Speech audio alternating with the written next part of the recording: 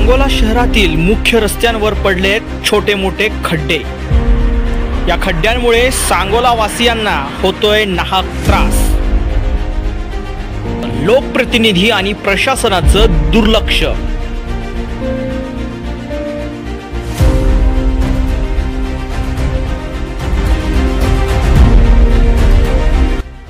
Kadlas नाक्यावरती main चौकात एक मोठा खड्डा पडलेला आहे। त्याच्यामुळे माणसांना त्याचा खूप त्रास होत आहे, ॲक्सिडेंट्स होत आहेत। या रस्त्यावरून रोज ये जा करणाऱ्या जनतेला होतोय नाहक त्रास।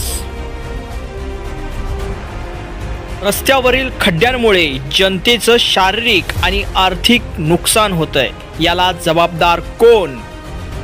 नमस्कार। सांगोल्यामध्ये कडलास नाक्याला बघत आहोत की खूप मोठा खड्डा पडलेला आहे।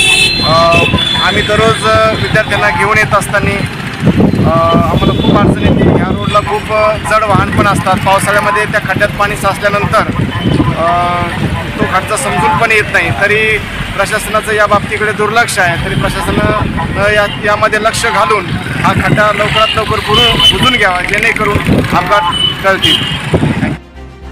मोठमोठे खड्डे हे जनतेला दिसतायत, जनतेला त्रास होतोय। मग लोकप्रतिनिधी आणि प्रशासनाला का दिसत नाहीत? प्रशासन झोपलंय का?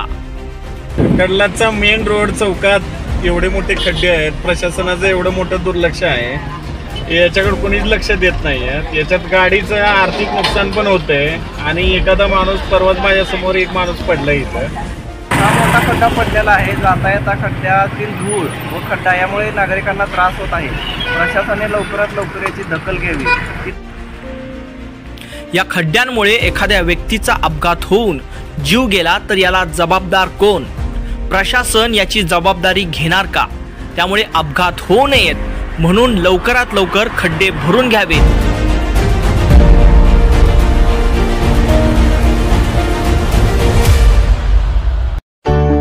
अभिलाषा प्लाय ग्लास अँड हार्डवेअर जुनून।